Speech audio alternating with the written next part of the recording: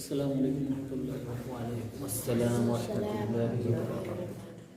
الحمد للہ رب العالمین والصلاة والسلام علی اشرف الانبیاء والمرسلین نبینا محمد وعلی آلہ وصحبہ اجمعین اما بعد. اعوذ باللہ من الشیطان الرجیم. بسم اللہ الرحمن الرحیم. وما اصابکم من مصیبۃ فبما کسبت ایدیکم ویعفو عن کثیر. ہر قسم کی تعریف و توصیف، حمد و ثنا اللہ رب العزت کے لیے لائق و سزاوار ہے. بے شمار درود و سلام نازل ہوں جملہ انبیاء علیہ السلام پر، خصوصاً آخری نبی امام الانبیاء رحمۃ للعالمین جناب محمد رسول اللہ صلی اللہ علیہ وسلم. محترم معزز سامعین، بزرگوں، دوستوں، نوجوان ساتھیوں،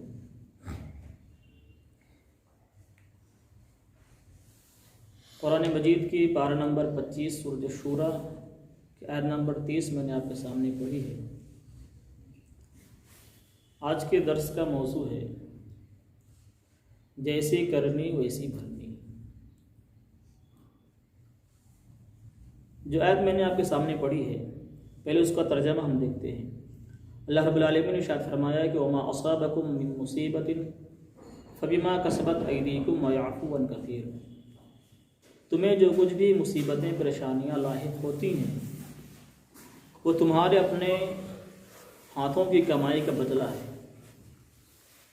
ویعفو عن کثیر، لیکن اللہ رب العالمین تمہارے بہت سارے گناہوں سے درگزر فرما دیتا ہے، معاف کر دیتا ہے.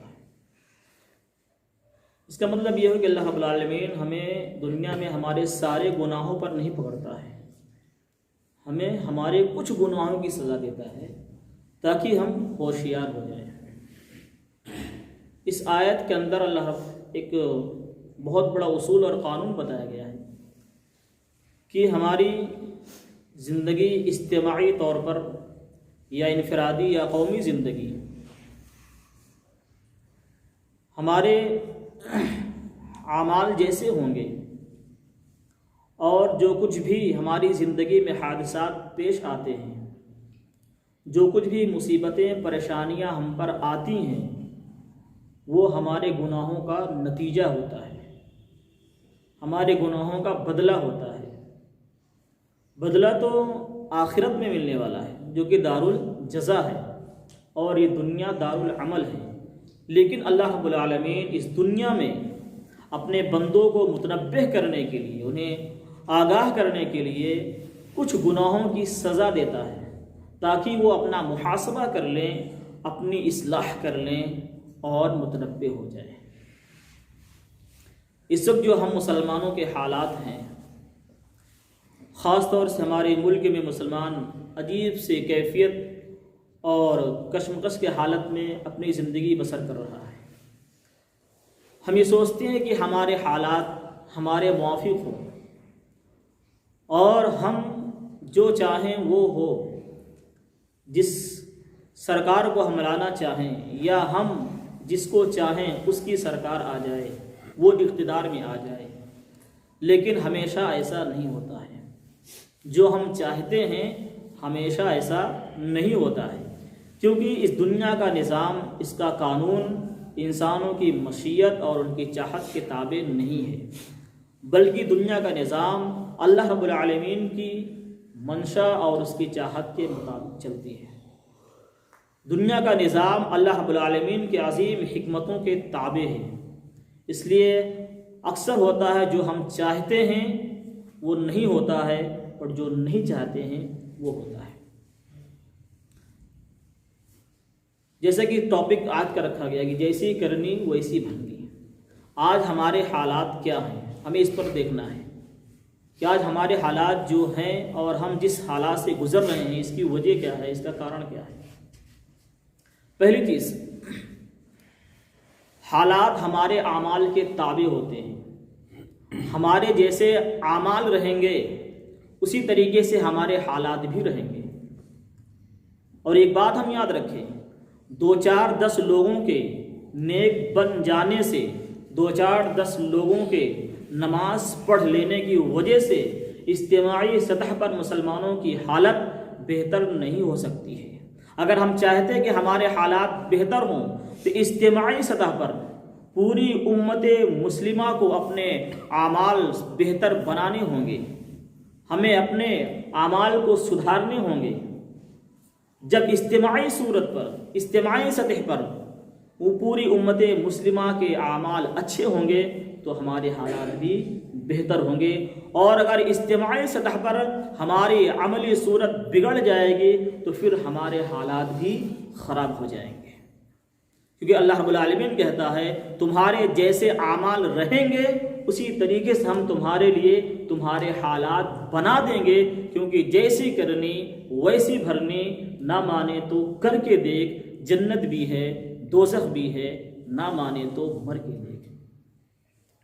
آپ سیرت پڑھ لیجئے، ایک واقعہ آپ کے سامنے رکھتا ہوں بطور عبرت اور نصیحت کے، اور یہ واقعہ ہم نے اکثر سنا ہوگا، پڑھا بھی ہوگا، غزوہ احد کا واقعہ، کہ اس جنگ میں مسلمان جیتی ہوئی جنگ ہار گئے تھے۔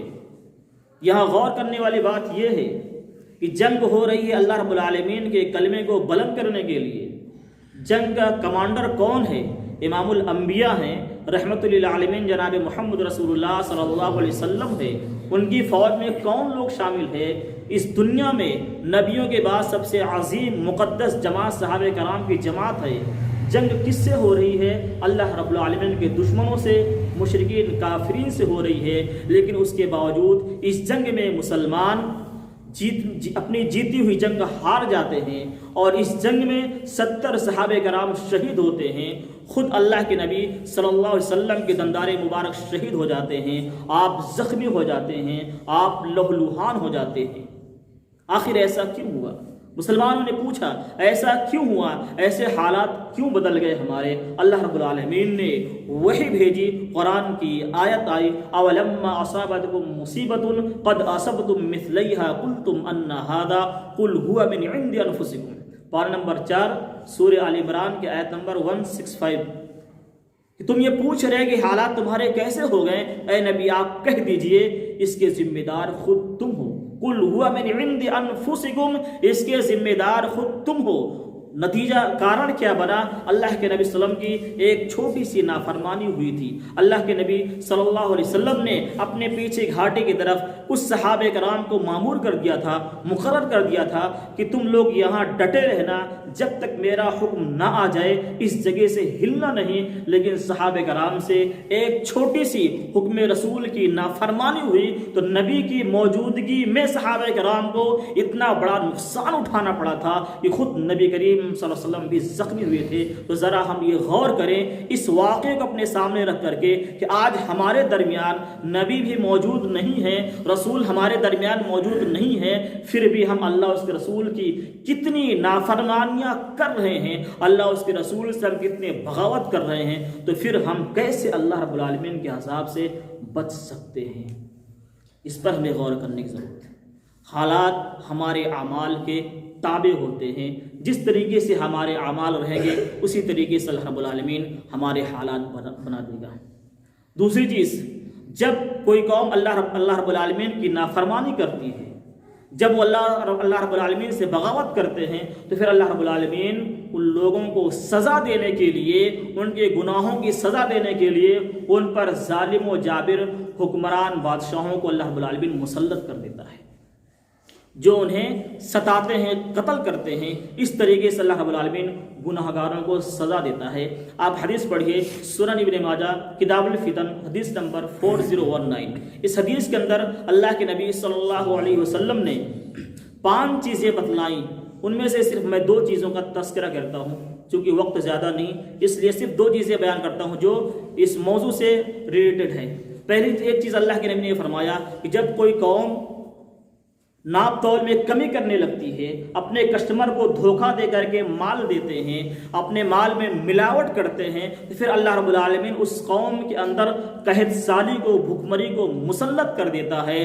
वजौर सुल्तान अलैहिम, और उन लोगों पर अल्लाह रब्बुल आलमीन जालिमों जाबिर बादशाहों को मुसल्लत कर देता है जो उन्हें परेशान करते हैं, जो उन्हें सताते हैं। फिर आगे अल्लाह के नबी ने फरमाया वलम यनकुज़ु अहदल्लाहि व अहद रसूलिहिम इल्ला सल्लल्लाहु अलैहिम, जब लोग अल्लाह उसके रसूल के अहद पैमान को तोड़ देते हैं, मुसलमान गुनाहों में मुलविस हो जाता है, शिर्क और बिदआत में मुलविस हो जाता है, अल्लाह रब्बुल आलमीन के साथ शिर्क करने लगता है, तो अल्लाह रब्बुल आलमीन मुसलमानों पर उनके जो दुश्मन हैं, मुशरिकीन काफिरीन हैं, उनको उनके ऊपर मुसल्लत कर देता है। फिर वो उन्हें सताते हैं। फ़अख़ज़ू बअज़ मा फ़ी अयदीहिम, उनके पास जो कुछ होता है उनसे वो छीन लेते हैं, उन्हें सताते हैं।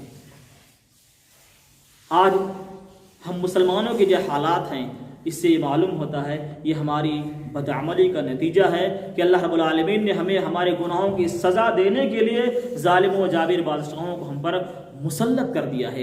आप कौम बनी इसराइल की तारीख पढ़ लीजिए। कौम बनी इसराइल वो मुसलमान थे, अल्लाह रब्बुल आलमीन को मानने वाले थे, लेकिन जब उन लोगों ने अल्लाह रब्बुल आलमीन की नाफरमानी की, नबियों की नाफरमानी की, तो अल्लाह रब्बुल आलमीन ने उन बिगड़े हुए मुसलमानों को सज़ा देने के लिए एक काफिर बादशाह जिसका नाम बुख्त नस्र था उसको मुसल्लत कर दिया, जिसने उन लोगों पर जुल्म किया, मुसलमानों को सताया और उनकी ईंट से ईंट बजा दी। उसके बाद आप दूर न जाइए, उम्मत मुस्लिमा की आप तारीख पढ़ लीजिए, आप तातारियों की तारीख पढ़ लीजिए। जब तातारियों का सैलाब, उनकी आंधी, उनका तूफान, जब जैसा उनकी फ़ौज जब निकली, जिसका कमांडर चंगेज़ खान था, उस वक्त खिलाफत बनु उमय्या का दौरा था, मुसलमानों की एक बड़ी हुकूमत थी। लेकिन जब मुसलमान अल्लाह उसके रसूल से नाफरमानी करने लगे थे, अल्लाह उसके रसूल से बगावत करने लगे थे, अल्लाह रब्बुल आलमीन ने मुसलमानों को सज़ा देने के लिए उन तातारियों को मुसल्लत कर दिया था। इस कदर उन लोगों ने मुसलमानों पर तबाही मचाई थी और ऐसा कत्ल आम किया था, जब पढ़ते हैं तो रोंगटे खड़े हो जाते हैं। ये हमारे बदअमलियों का नतीजा था, ये हमारे गुनाहों का नतीजा है। और एक बात हम याद रख लें, जो भी जुल्म करता है, गुनाह करता है, पाप करता है, हर एक जुल्म की अंत होती, हर एक जालिम का अंत होना है, उसे इस दुनिया से मिटना है। फिर ये जब ये जालिम हुक्मरान भी प्राकृतिक के नियमों का उल्लंघन करके पाप और अत्याचार की सीमा को लांघ जाते हैं, फिर अल्लाह रब्बुल आलमीन भी इन जालिमों जाबिर हुक्मरानों को भी इस दुनिया से नीस्त नाबूद कर देता है। फिर वो चाहे फिरौन हो, कारून हो, हामान हो, हिटलर हो, या फिर हिंदुस्तान पर जुल्म करने वाले अंग्रेज़ हो, अल्लाह रब्बुल आलमीन सबको, हर एक जालिम को इस दुनिया से मिटा करके रख देता है। सर पे ये झूठ की दस्तार रहेगी कब तक? सर पे ये झूठ की दस्तार रहेगी कब तक?